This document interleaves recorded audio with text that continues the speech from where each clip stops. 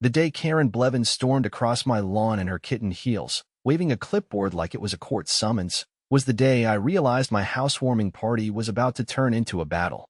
"Excuse me," she shrieked from the sidewalk, arms crossed, eyes squinting like she was scanning for contraband. "Is this your vehicle?" She pointed at my cousin Theo's rusted-out pickup like it had personally offended her.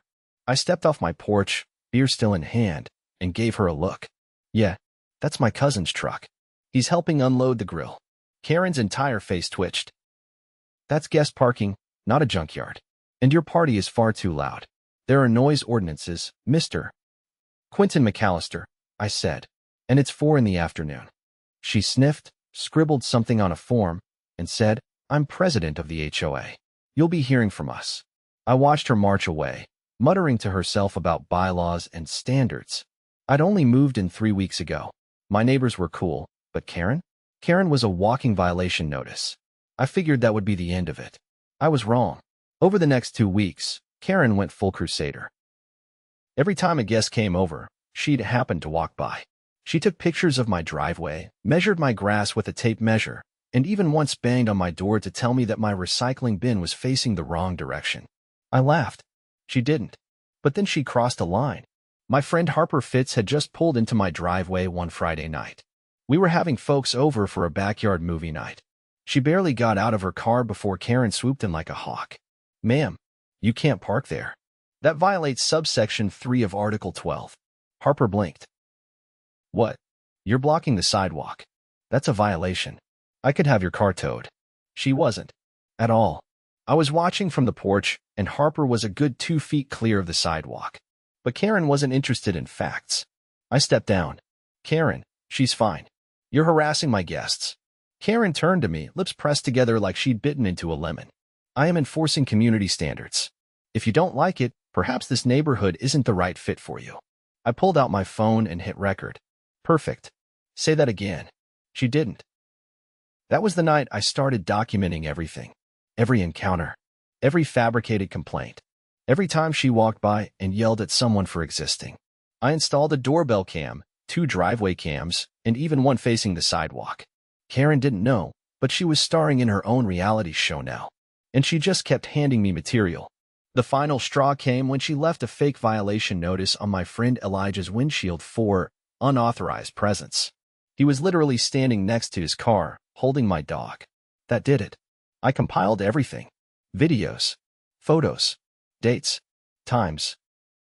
I printed it all out, wrote a full report, and walked it straight into the monthly HOA board meeting. Not as a complaint. As a formal motion to remove Karren Blevins as president for harassment, misconduct, and abuse of authority. She didn't see it coming. The room where the HOA board met had the ambience of a dentist waiting room, fluorescent lights, cheap folding chairs, and stale coffee in a styrofoam cup. The walls were lined with framed photos of community events from years ago, back when people actually attended them. I stepped in with a manila folder tucked under my arm, and every eye turned toward me. Karren was already seated at the long folding table at the front of the room, flanked by the board's secretary, a retired librarian named Janice, and a bald, heavy-set man named Doug, who ran the landscaping subcommittee. Karren wore a mauve blazer that looked like it had seen one too many power trips. She didn't even try to hide her disdain when I walked in. Doug cleared his throat. "We'll begin the community concerns portion. Mr. McAllister, you submitted a motion?" I nodded once and laid the folder down on the table in front of them. "Yes, I'm calling for the removal of the HOA president, Karren Blevins, on grounds of harassment, misuse of authority, and falsifying community violations." Karren let out a short laugh, but Janice didn't join her. Janice leaned forward, eyes scanning the folder. "Do you have specific examples?"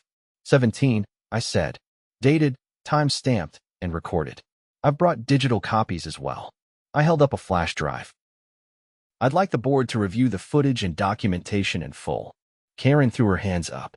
"This is absurd. He's new. He doesn't understand how our regulations work.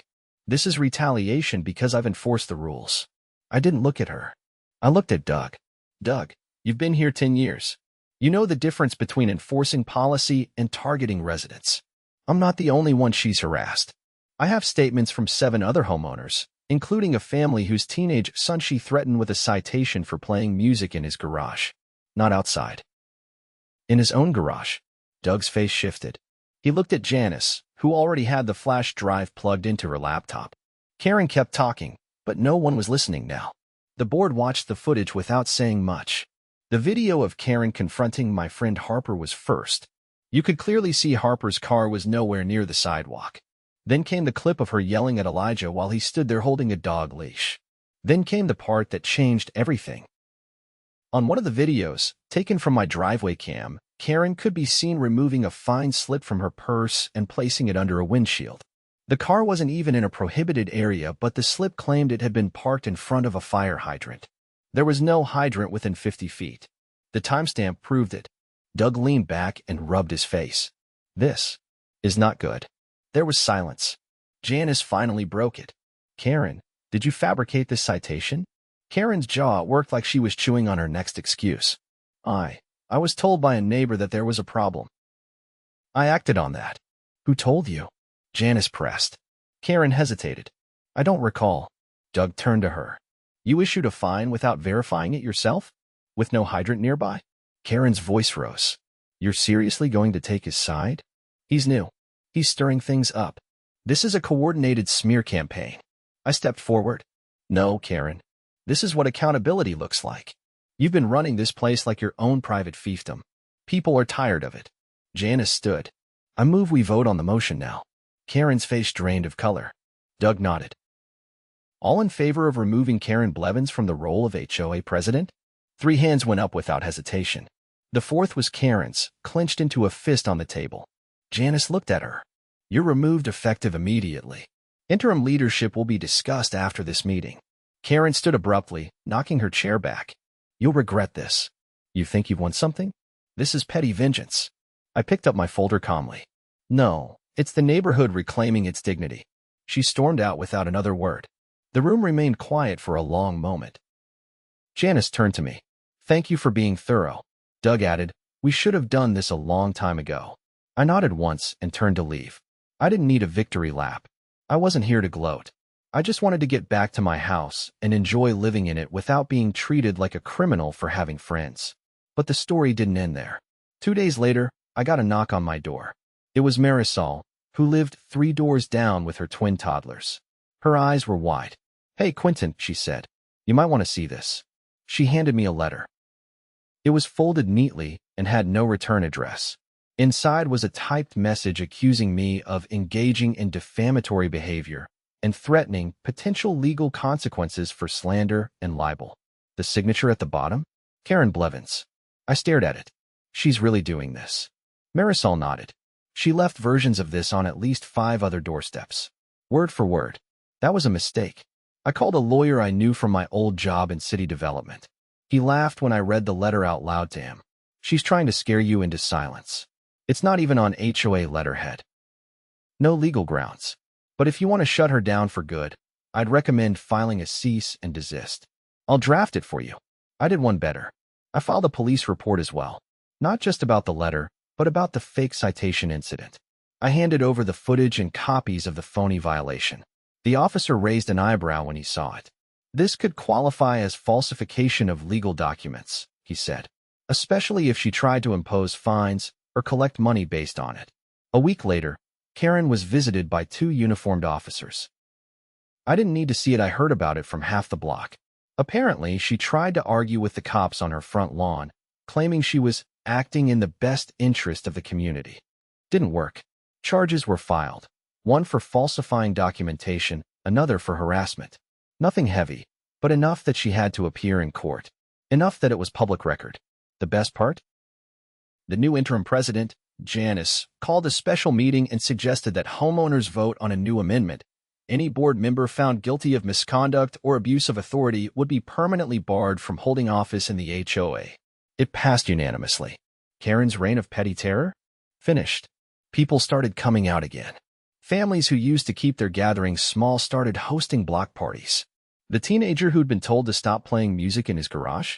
His band played a full set at the next neighborhood barbecue. I helped set up the speakers. I didn't want to become the face of the resistance, but people kept stopping by to thank me. One guy, a quiet older vet named Ron, told me he'd been fined 5 separate times in 1 month for untrimmed hedges, even though he'd had a landscaping crew maintaining his yard. He'd never fought it because he thought no one would believe him. Now they did. The cameras stayed up, but not out of paranoia. Just to keep things transparent. No one minded anymore. In fact, 3 other houses followed suit. Not because of fear, but because we'd all seen what happens when power gets left unchecked. My house finally felt like a home. And Karren? She put her house up for sale 3 weeks later. No one was sad to see the sign go up. A month after the vote, the neighborhood felt different, not just quieter, but lighter. Folks waved more, kids played longer in the cul-de-sac, and the air didn't carry that anxious tension anymore. Still, the letter Karren had left me lingered in the back of my mind.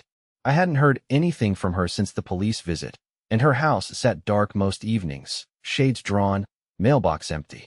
I figured she was laying low, maybe preparing to move out quietly. Then a letter arrived from the county clerk's office. It was addressed to Quentin McAllister, property owner, and it wasn't junk mail. Inside was a notice of lien filing. My eyes scanned the page twice before the words sank in. The HO, not the individual, but the organization itself, had filed a lien on my property for unpaid fines. Fines that, according to the paperwork, totaled over $1,200. The citations listed? Parking violations, excessive noise disturbances, and failure to comply with architectural standards, none of which had ever been issued. I stood in my kitchen, rereading the paper, then pulled open my file drawer and grabbed the HOA ledger I'd started keeping. Every letter, notice, or communication I'd received since moving in was logged. Not a single one of the citations mentioned had ever been delivered to me. This wasn't Karren acting solo anymore. Someone still on the board had pushed this through. I called the number listed on the lien notice. A board clerk confirmed it was filed by the HOA's treasurer, a man named Neil Stedman. Neil had barely spoken during the meeting where Karren was removed. He was one of the old guard, gray hair, trim beard, always wore button-up shirts tucked into jeans. Quiet, but always present. I remembered thinking at the time, either he didn't care or he was waiting to see where the wind blew. Apparently, the wind had shifted back. That night, I didn't sleep. I pored over every HOA bylaw, every municipal ordinance tied to private associations, and then I made a call to a guy named Marcus Duarte. Marcus and I went to college together. He was now a real estate attorney specializing in property disputes and municipal housing codes. I'd reached out to him once before when the first letter arrived. This time, I sent him the lien documents. He called me the next morning. "Quentin, this is bigger than a paperwork error. They filed a claim without notification or due process. That's a clear violation of state HOA procedure. If they faked citations to justify the lien, that's fraudulent intent. Can we fight it? It's not just about fighting it. This is criminal. If they forged internal compliance records and used them to file a legal claim, that's attempted property theft by deception. You need to get the police involved. Now." I called Officer Merrick, the one who'd handled the earlier harassment report. He remembered me. "Bring everything," he said. "All records, footage, any communications you've had with the HOA since their leadership change." I spent the rest of the day assembling a binder. Not a folder, a full binder. I included screenshots of my security footage logs, my call record with the HOA's office line, and even statements from neighbors confirming they hadn't seen or heard any disturbances on the dates I'd supposedly violated noise ordinances. Officer Merrick and another officer, Ramirez, met with me at the station. They took their time reviewing everything. Ramirez flipped through the binder, pausing at a photo I'd taken of my front lawn on the day I'd allegedly violated landscaping codes. The grass was mowed, the hedges trimmed. "This is the same date as the supposed infraction?" he asked. "Timestamp matches. I've got the security cam footage too." Merrick leaned back. "Quentin, you're not the only homeowner who's reported something like this in the last 2 weeks." That caught me off guard. "There's a vet down the block, Ron, I think. Similar lien. Then there's the single mom on Birchwood Court. Same pattern. Fines that were never issued, no documentation, but liens filed anyway. All signed off by the current treasurer. We're opening an investigation. They told me not to talk to anyone on the board directly. Not yet. They needed to pull HOA internal records without tipping anyone off. A warrant was being processed. 3 days later, I was woken up by the sound of 2 unmarked cars pulling into the HOA office parking lot, which was tucked behind the community center.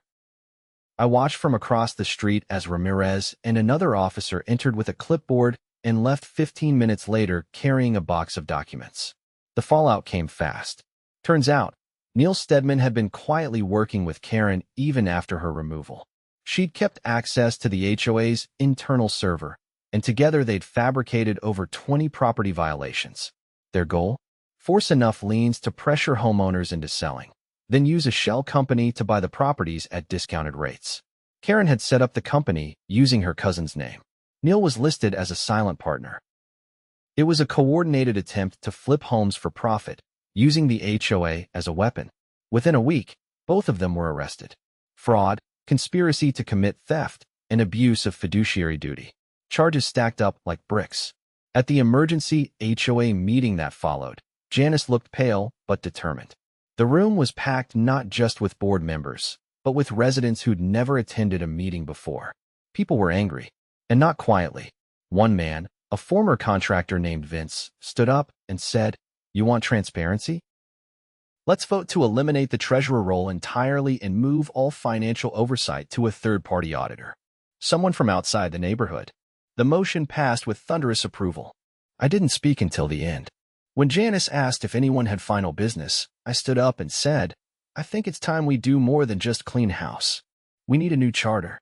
One that limits the board's authority to levy fines without a public hearing. One that requires recorded justification before any legal action is filed against a homeowner. No more secret votes. No more rubber stamps." People clapped. Not out of politeness, this was real support. Real momentum. Over the next month, we held 3 drafting sessions. I wasn't alone. Harper helped write the language. Ron volunteered to keep the minutes. Marisol, the mom from down the street, spoke to neighbors who didn't have internet access and brought their concerns to the table. The final charter passed by a vote of 78-2. The HOA still existed, but now, it answered to the community. Every expenditure was published online.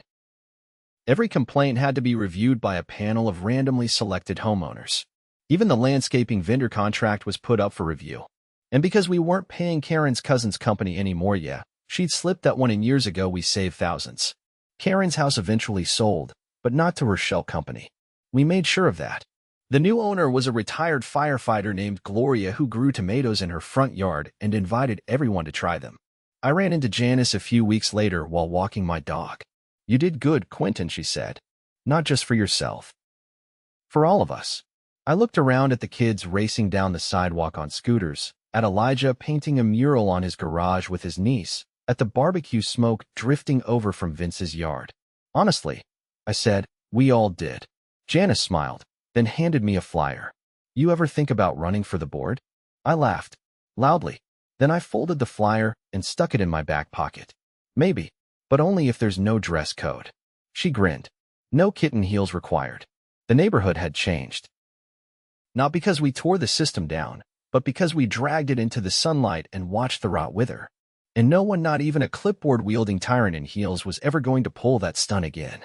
The first sign something wasn't right came when I noticed a man in a powder blue button-up knocking on Gloria's door, holding a clipboard tucked under his arm. He wasn't a neighbor, and he didn't look like a delivery guy. Gloria didn't open the door, and he eventually walked off, but not before taking a slow lap around her front yard, jotting something down. I watched from my porch, pretending to check the mail. That same evening, Harper called. Her voice was tight. "There's a car that's been parked across the street from my place the last 3 nights. Same one. Tinted windows. No plates. Just sits there for hours and then drives off." "Could be nothing," I said, scanning the street from my window, "but it's starting to feel like someone's fishing for something." "It's not just me," she said. "Marisol said someone knocked on her door yesterday asking if she'd ever felt pressured to vote a certain way at the charter meeting. Said he was with a private compliance firm. Whatever that means." I didn't like it. Not one bit. It felt like a slow, creeping shadow was sliding back over the block. I started digging. I pulled the footage from my cameras again, this time checking for patterns. The same blue shirt guy had been on our street 3 times in 6 days. He'd visited 5 different houses, never leaving a flyer, never saying much. I uploaded his image to a public-facing business registry search and came up with a name, Ellis Dunn, former code enforcement officer. Now working for something called Horizon Neighborhood Solutions. That wasn't a company the HOA had ever contracted, and it wasn't licensed in our county. The next day, I walked into City Hall. I knew a few folks in administrative zoning from my old job, and I asked them to pull any records tied to Horizon Neighborhood Solutions. What I got made my stomach twist. The company had filed a petition with the county 6 months ago to act as a compliance partner for private residential communities. The application had been rejected twice for failing to disclose financial backers. But 3 weeks ago, they'd filed again. This time, with new documentation. The backer listed? A shell entity registered in another state. Its manager? A woman named Karren Blevins. I walked out of City Hall and called Marcus, my real estate attorney friend. She's trying to claw her way back in, I said. Through the back door? If this company gets approved, they'll have the legal right to enforce compliance standards in any HOA that signs on. Let me guess, Marcus replied. No one in your neighborhood has heard of this yet. Not a soul. I wasn't waiting for another ambush. That night, I called a meeting at the community center. No formal agenda, no board vote, just neighbors. We packed the place. Vince, Elijah, Harper, Marisol, even Janice and her husband showed up. I laid the documents on the table, stepped back, and let the facts speak. She's trying to privatize enforcement, I said. And she's doing it behind a corporate veil. If Horizon gets approved, and any HOA signs on with them, they can send people onto your property. Fine you. File liens. All without board votes. Janice leaned forward, scanning the Horizon documents. She could only do this if someone on the board invited them in. Heads turned toward the back, where Doug was shifting in his seat. He looked older than he had a month ago. His mouth opened, then closed. I didn't know what it was, he said finally. They said it would streamline complaints, that it would cut out paperwork. You signed something? Harper asked. I just gave them permission to present, Doug said. I didn't authorize enforcement. That's all they need, I said. A foot in the door. We took a vote right there in the room to revoke any preliminary agreement with Horizon and to report their conduct to the county. It passed without a single hand raised in opposition. But I wasn't done. I filed a formal complaint with the county inspector general's office the next morning. Marcus helped me draft it. We included everything: Karren's connection to the shell company, the repeated applications under different identities, and the unlicensed patrols on private property. It took less than a week for the investigation to launch. 2 investigators showed up on our street 3 days later. They weren't in uniform, but they carried badges. I spoke to them for over an hour, handed over all my footage, and even printed out the public record showing Karren's signature on the Horizon filings. They thanked me and said nothing else. But something was clearly happening behind the curtain, because the next day, the county commissioner called a press briefing. Standing at a podium in front of the municipal building, she announced that Horizon Neighborhood Solutions had been shut down. Not suspended, shut down. Investigators had uncovered a network of forged compliance records, illegal surveillance, and falsified signatures from homeowners authorizing enforcement visits. It went deeper than we thought. Karren had used her cousin's credentials again to pose as a notary, validating fake consent forms from over a dozen neighborhoods. In some cases, people had no idea they'd even been listed on the documents. But the real kicker? The company had already filed preliminary liens on 3 homes in another county, homes they'd never visited. They were running a full-scale fraudulent enforcement racket, using HOA paranoia as cover. Karren was arrested again, this time by county officials. The charges? Wire fraud, identity theft, criminal impersonation, attempted grand larceny. Court dates were already scheduled. Her bail was denied. Doug resigned the next day, leaving a handwritten note on Janice's porch. He apologized to the neighborhood, admitting that he'd been careless and overwhelmed. No one kicked him while he was down. He'd made a mistake, but he'd owned it. That weekend, we held a block-wide dinner. No speeches. No politics. Just food and music and neighbors. Gloria brought tomato soup and a tray of cornbread. Marisol's kids handed out lemonade in plastic cups. Elijah played guitar on his porch, and for the first time in months, there wasn't a single clipboard in sight. After most folks had gone home, Janice sat down beside me on the curb. I've been on this board for 15 years, she said. I've never seen anything like this. Think it's finally over? I asked. She nodded slowly. With her behind bars and the county watching? Yeah. I think we finally salted the earth. I looked around at the porch lights glowing warm across the block, at the quiet hum of laughter and music drifting on the breeze. Justice hadn't come quickly, but it had come thoroughly. And our neighborhood? It was ours again.